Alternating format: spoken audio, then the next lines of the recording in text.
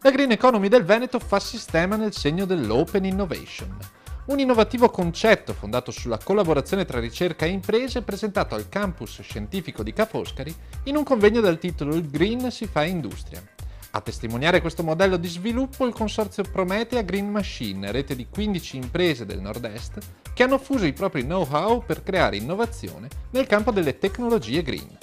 Attualmente il consorzio è formato da circa una quindicina di aziende,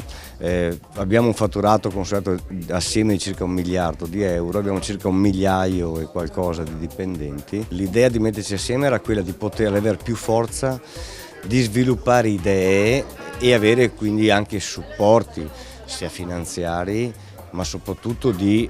know-how interno e di risorse umane. E questo ci ha dato la possibilità poi quindi di andare ad approcciare un mercato con una credibilità di cui abbiamo avuto risposta immediatamente da parte delle istituzioni bancarie, istituzioni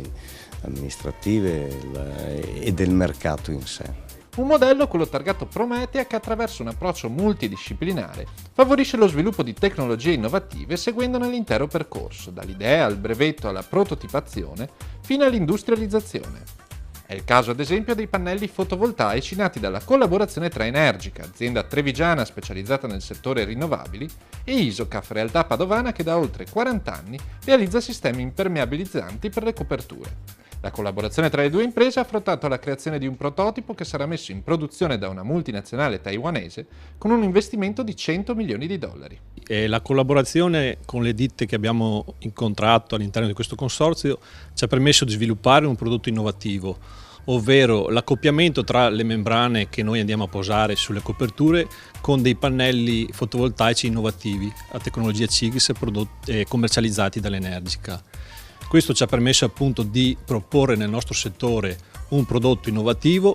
a bassissimo impatto ambientale e un prodotto che dà possibilità di ottenere dell'energia pulita. Aggregazione tra saperi scientifici e industriali che crea innovazione, favorisce l'internazionalizzazione delle imprese locali e rilancia il ruolo strategico della Green Economy come industria trainante lo sviluppo del sistema paese. Il fotovoltaico è nato come settore sovvenzionato che stava in piedi solo grazie agli incentivi statali. Oggi è un settore maturo, cioè oggi siamo qui anche a dire questo, che siamo diventati una vera industria che soprattutto con la nostra innovazione tecnologica fa la differenza, che vuol dire che oltre a creare PIL per noi, per il fotovoltaico e per andare anche all'estero per fare export, ci portiamo dietro settori che invece sono maturi o non performanti in questo momento perché vengono integrati nella nostra innovazione e quindi ad esempio chi costruisce tetti, chi fa case in legno e quant'altro, beneficiando dell'integrazione con il nostro sistema, della nostra partnership,